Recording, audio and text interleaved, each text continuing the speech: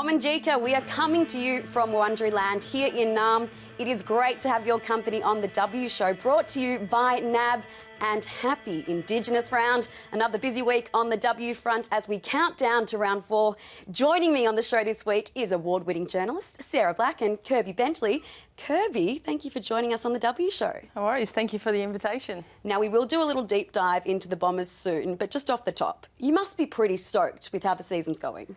Yeah, definitely. It's very exciting. We've got a young group of talented girls, and I don't think that they understand how talented and the potential that they have as well. So just to be working with them, learning as a coach, but just seeing them really grow and thrive at the club is pretty exciting. Sarah, award-winning journalist. Well, you won another award last night at the Australian Football Media Awards, the credit to the Girls podcast. It got up, beat some of the AFL podcasts as well. Yes. Congratulations, you must be so happy. Thank you, yeah. I think that was the most satisfying part of it, actually, was the fact that didn't matter what W product was, but the fact that it was a W product that got up over, in an open category against some of the men's programs. So, yeah, AFLW is here to stay, I think. It is indeed, and there's plenty making news. So let's see some of the headlines and the NAB news now as we take a look at them. Now, Sarah, Demons duo banned. Taylor Harris and Jordan Ivey, they will not face the Lions this weekend. Now, that clash, it's still going to be at Casey Fields. And also, as we know, the AFL, they scrapped the minute silence during AFLW Indigenous Round. Kirby, we will get your thoughts on that into the program. And rising stars Hannah Ewings and Riley Wilcox, they are the NAB AFLW Rising Star nominees. Sarah, I saw your tweet about Riley Wilcox. You just couldn't believe where she slipped to in the draft. Yeah, pick 21. It was, going into the draft, there was a lot of talk that she was a first-round lock. But, clubs have different priorities. But just her ability to read the play, to use the ball so well, and really be creative at such a young age. And she's not the tallest player going around either, so I'd love to see that. But yeah, the Dogs have got a beauty there, I think. There was an absolute bomber blitz on the weekend. And there, our deep dive today. Now, Kirby, this side, it is just starting so well. The best expansion side since North. I mean, what's clicking for you at this point in time? Yeah, I think I just mentioned it earlier. There's so much talent and potential within this playing group, and the young and the older experience, they're tying in quite nicely. And our leaders are so humble and grounded, but thrive to continue to grow, which is leading that way for the younger girls. And I don't even think that they realise their potential either. When you look at them, you look at last week against Carlton, and 3 quarters we weren't really there. And the last quarter we came and we scored 4 goals and lost by a point. But yeah, against the Eagles, it's a whole different look, isn't it? And speaking of scoring power, Kirby, they're averaging 56 points so far. You're the forward line coach. You must be thrilled with the output of your girls, but it's the highest that an expansion team has averaged. North Melbourne were averaging 51 after their first 3 rounds. So I guess what's the secret? Yeah, they do make me look good. They're a very talented forward line. So we've got some mature players with some experience and some young talent coming through. And we're pretty fortunate across the ground that we can move our mids, who also are forward transition mids, that we have that access to bring them into the game. But yeah, it is a great start. But we go in week by week. So this week, obviously, we're going to attack the Tigers the best way we know how to and approach that game. So yeah, that's just what it is. Nice segue there, Kirby. We might keep you on if you get these segues up. You are playing Richmond this weekend, that match on Sunday. What do you make of the Tigers? They're fresh off a win. It's their only win of the season so far, but really, if they'd gotten their act together, they could be 3 and zip. Yeah, well, you never know what's going to happen in the W competition. So each game is different. Whoever was up and about last week might not be up and about this week, and hopefully Conti isn't up and about like she was the week just gone. But she's a great talent and one to watch. But so are the Tigers when they are going. But they also don't know how we play and what we bring as well. Now, a mouth-watering matchup is going to be Mon Conti and Maddie Prasparkas. So you wrote an article for women's.afl and you were saying how a lot of these midfielders now, they're making an impact on the scoreboard. Well, these two girls are a testament to that. Yeah, it's something we've seen from the likes of Erin Phillips and Jazz Garner. Obviously, these big body mids who can really put an impact on the scoreboard as well. And, you know, Mon and Maddie haven't necessarily been known for their scoring prowess. Maddie only kicked the 1 goal last year. Mon, in particular, has struggled to find the big sticks. But they were really, really dominant on the weekend. And they're just adding that extra string to their bow, the ability to break open a game.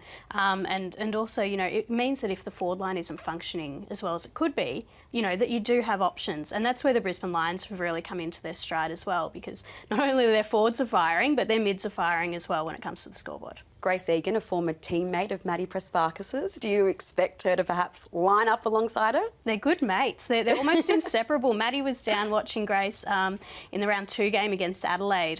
So that'll be one to watch. There's also Sarah Hosking, another former Blues midfield mate of Maddie's. So yeah, plenty of ex-Carlton players running around in this one. Now, of course, we're heading into the second week of Indigenous Round. Kirby, just how special is this round for you? Yeah, it's always a great conversation starter. The AFL being such a huge influence in our country, and the game Marngrook or AFL, we kind of start to pave the way or create that shift. And yeah, just to highlight and celebrate our culture and to bring people in on that celebration is just so important for not only us as a game, but us as a nation. Now, only 4% of AFLW players are First Nations people. What can we do to make sure that we are getting the talent into the women's competition? Because there is so much out there and we'd love to see more First Nations people playing AFLW. Yeah, I think that's a big reason why I did step into the coaching role, being an Aboriginal footballer as well. I didn't play the typical style of football that is put out there, so your game plan and your structure. For me, that's a safety net, so that catches us when the game's not playing on our terms, if that makes sense. But yeah, just having access to players with that sort of talent, but that understanding and learning to really get the most out of these girls and boys. It's in both part, but yeah, just being able to support players on and off the field, it's a whole different look than probably what we're used to. No, you go, Seth. I was going to say, I guess it's like when you're at school, you know, people learn in different ways, and people play football in different ways too. So it makes sense to have a wide variety of coaches with different viewpoints and the like. Yeah, definitely. I'm a visual learner, so if you show me how to walk a footy and then drop it on the left foot dribble, then I can do that. But some players might not be able to do that. They might need to read a book and understand it that way, and that's just the way it goes. So as a coach, I want to be able to tap into all these different learning styles and give what I know and understand, but I'm still learning as well as a coach too. So we saw at the top of the show with the NAB news that the minute silence for the Queen was scrapped for Indigenous Round after Friday night's game. What did you make of it? There's been so much hoo-ha around it, but for you as a First Nations person, were you happy to see it scrapped, given what the Queen represents? The monarchy, colonisation, and the hurt that must bring up for First Nations people. Yeah, it's a difficult one, I think, for our game, because we are trying to pave the way and lead the way in a huge way. On our history as well, we just need to identify what that looks like when we are making decisions based around that in relation to our Indigenous Round also. So we're acknowledging or welcoming players to play on our country lands and what that looks like, and paying our respects to elders past, present and emerging. So when we do, you know, make a comment or put something in place in relation to the Queen, it's a bit of a challenge. It's a difficult position to be in. For me personally, that's not something that I would stand for, and I think it's probably not the appropriate time either. Well, Indigenous Round, it is so special to so many, including Tanya Hosh.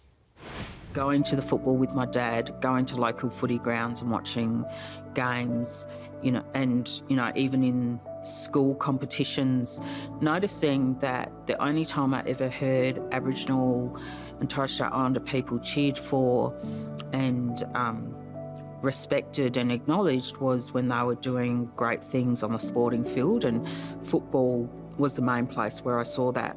And that, I think, is where I fell in love with the game, because it instilled in me just for a moment that, you know, being a person of colour, having brown skin was not a bad thing, whereas there were so many other messages predominantly speaking that sent the very opposite message.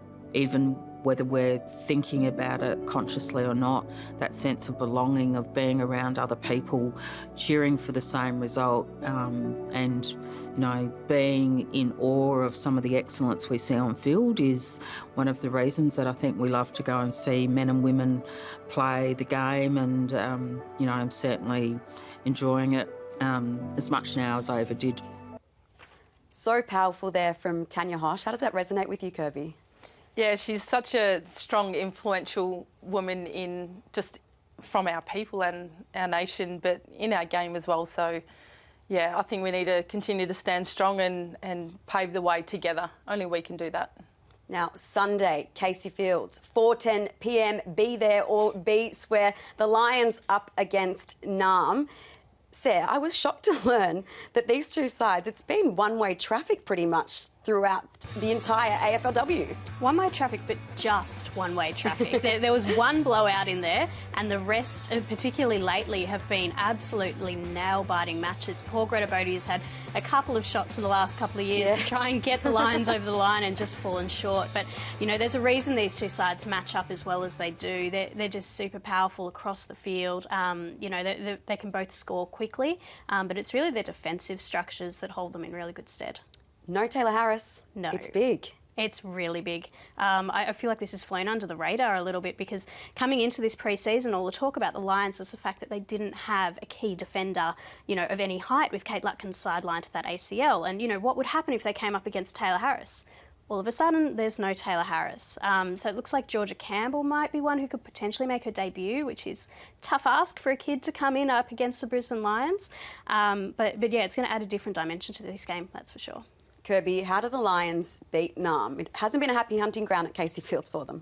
Yeah, I agree with you with the defensive pressure. I think Brisbane do bring the heat quite well. And I think they attack not only the ball carrier, but they know how to number off or hold that space as well.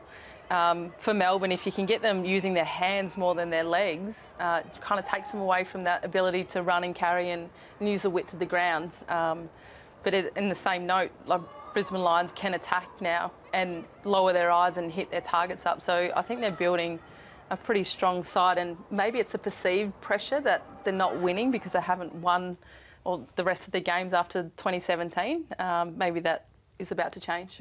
Yeah, I think Brisbane will go in favourites with this one. Melbourne have shown that they can cope with, you know, they've been working on that handball side of the game, and it came into their, it was really beneficial against Adelaide. But I feel like Brisbane go in fairly firm favourites. Their scoring power this year has just been absurd, really. And they've got a percentage of more than 400, so that speaks volumes to that. Do we think this could be a grand final preview? Because these are two really strong outfits. Yeah, I think they're definitely, it's stating the obvious, they're in the running for sure. I think it was a lot of people's two picks coming into the season. Adelaide have not quite hit their stride, but, you know, we know what they can do. I still think North Melbourne are among the mix, and I want to see a little bit more out of Collingwood. Their defence is A+, but yeah. There's going to be plenty of stars on the field at KC, that's for sure. And speaking of star power, Danielle Ponter, what an absolute little ripper, Sarah. She had a day out against the Roos. She really did. She turned that match. It was really, really tight throughout the game. The Roos tried their best to really shut her down, but she was the difference in the end. And I think, Kirby, it's just her ability to be so dangerous in the air and at ground level. It really sets Danielle apart. Yeah, she kind of reminds me of Pasparkas in a small little way. I've loved watching her grow as a footballer. She's really matured. She's got an old head as well, but she's found the balance of the natural gifted talent and then knowing when to lower the eyes and give the easy one. And that's a really hard play to play against once she gets going. And I still think that we've only just touched the tip of the iceberg with her. which is nuts because those goals, they're freakish, aren't they? So she is such a talent. Now her Crows are coming up against the Magpies this weekend. And we're calling them the miserly Magpies because they've been very stingy, Sarah, when it comes to defence. They really have. Unsurprisingly, Stacey Livingston's been patrolling that back line like her life depends on it. You know, Jordan Allen's in career best form, as is Lauren Butler. And they've really been strangling sides. So coming into the season, we were concerned a bit about the midfield, you know, and if they were going to be exposed there without Bree Davey and Britt Benici. But they've really been able to control things by pushing really high up the ground. And they're a really well-disciplined side. Saying that, you know, the teams that they have played, Sydney, Carlton, you know, haven't been the strongest performance so far this year, and Geelong have struggled to hit the scoreboard. So this is going to be where the real test is. Can that defence stack up against an Adelaide forward line that features Danielle Ponter and Ash Woodland? It is impressive, though, conceding 43 points across the first 3 rounds. But as you say, the Crows are absolutely ferocious. Let's now head to the buzz, because I think something a little ferocious coming up now. Did you This is Steph Chiocci. That is her nonna. I'm not laughing, Nonna. I'm not laughing. What is it? The rose tree. Bush tree. Bentley! You are in big trouble. Oh, no. And Kirby, that's actually you painting some boots there. Yeah, it is. I think that was for a couple of Western Bulldogs boys, so I've done some more now. They look absolutely beautiful, don't they, Sarah? It's such a great part of Indigenous Round is you know, the fact it's multifaceted. We celebrate football, we can also celebrate Indigenous art. And Kirby, you've got some boots in here today to show us. Yeah, I've got Georgia G, nicknamed Silk for obvious reasons, and Maddie Press-Parkus are the maroon ones. And yeah, they take a day and a bit to probably complete. And my aim is to get all the Essendon girls footy boots painted for this weekend. So that I've got a bit of work to do at the moment, but all the symbols are the same. It all sells the same story. So the little arches represent the people. There's 16 on each foot, so that's all of their teammates, and they're all on the same journey playing for each other this weekend. How many dots do you reckon are on those boots? Yeah, too many to count. Too many to count. And if you're gonna do a pair of boots for all the girls in the side, like, when did this project start? Yeah, it should have started when I said it, when it first came out of my mouth, which is a few months ago. But I probably got my head down in the last 2 or 3 weeks. So I'm maybe halfway through or just over halfway through. Good luck. Thank you. Thank you. We'll see how we go. Okay, but we've loved having you on, and Blakeaway is another one of our valued NAB customers. They provide a wide range of chef-prepared, ready-made meals. And Kirby, we've got a voucher here from Blakeaway for you. Are you familiar with Blakeaway? No, but I am now. Oh, you are in for a treat. Absolutely delicious. Thank you so much for coming on today. Now, what are we all looking forward to in round 4, Sarah? Well, Dreamtime's always, you know, Richmond fan, Dreamtime's always been a big, you know, favourite of mine. So I'm really excited to see the girls have their turn at celebrating Dreamtime at Northport Oval. Beautiful. And Kirby, what are you looking forward to? Yeah, the same thing. I think Indigenous Round is just a huge celebration piece for our game, and the girls really embrace it. And to see all the girls, all the other teams in their jumpers wearing it with pride makes me proud. One more that I overlooked is that Port Adelaide and Sydney will be facing off on Saturday. I know, and that is what I am looking forward to, Sarah. Can the Mighty Bloods get their first win? What do we think? Oh, I think it might be a bit of a tough ask, but I think Port are going to take a lot of confidence out of that draw. Really, the momentum that they showed and their ability to cover for Gemma Houghton was really impressive. But good luck to the Swannies. Thank you to Sarah and thank you to Kirby, and thank you for joining us on the W Show. Women's.afl and the Women's Live AFL app is where you go for all the latest news. We'll see you again next week on the W Show.